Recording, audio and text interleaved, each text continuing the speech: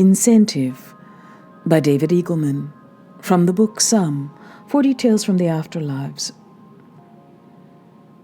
Even with the aid of our modern deductive skills, it is impossible to imagine our own death. It is not because we lack insight, but because the concept of death is made up. There is no such thing.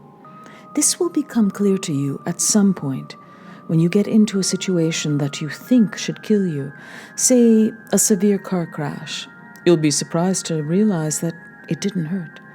The witnesses around you will laugh and help you up and brush off the glass and explain the situation. The situation is that people around you are actors. Your interactions with other people were almost entirely scripted from their point of view. Your afterlife, if you want to call it that, is your initiation to the game. We realize this moment of disclosure will be hard on you. For God's sake, you will think as you pick yourself up from the car wreck, what about my lover? What was our relationship based on? Were all the nighttime whispers fabrications, rehearsed lines, and all my friends, actors? My parents, pretending? Don't despair, it's not as bad as you think. If you think you were the only uninitiated one while all the rest were actors, you are not correct. About half the people are actors, and the rest, like you, until moments ago, are the beneficiaries.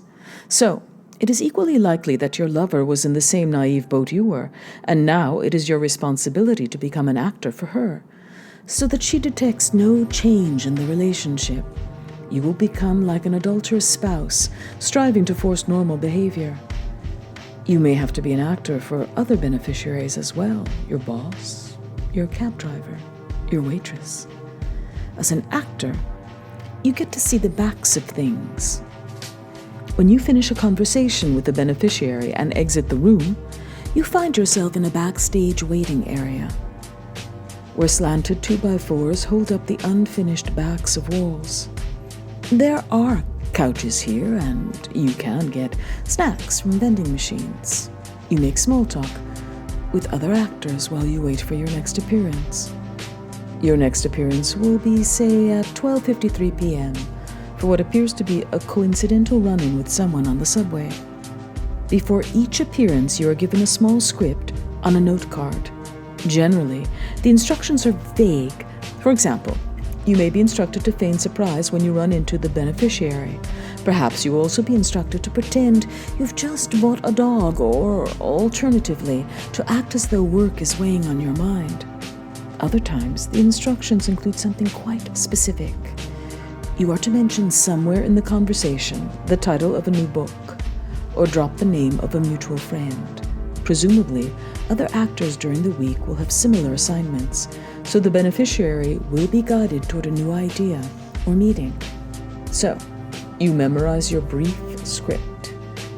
And when you walk back through the door, you will be wherever you are next needed, the restaurant bathroom or the museum gift shop where your friend is waiting to meet you. Or perhaps a bustling sidewalk, where you are to be spotted arm in arm with another actor. For the beneficiaries, the backsides of all doors are constructed just before they enter. For the actors, all the doors of the world are our portal into and out of this waiting room. We don't know how the directors dynamically construct the world, much less for what purpose. We are only told that our obligation here, as actors, will eventually end, and then we will move on to a better place. You may decide you're not willing to uphold this continuous lie to the beneficiaries. You may yell into the director's intercom, but you won't be their deceitful stool pigeon. This is a typical reaction. But very quickly, you will relent and play your part earnestly. We don't know much about the directors, only that they are clever enough to get us to do something we don't want to do. Why do we play our part so earnestly? Why don't we go on strike and blow the cover of the truth? One factor is the sincerity in the face of your lover, her life of unexpected, reactive emotion, her heartfelt belief in chance and spontaneity. You're slave to that gorgeous earnestness in her eyes, her engagement with a world of possibility. But in truth, There's a deeper reason you play your part so convincingly. If you play your part well, you can more quickly leave this acting job. Those with the best behavior are rewarded with ignorance. They are reincarnated as an uninitiated beneficiary.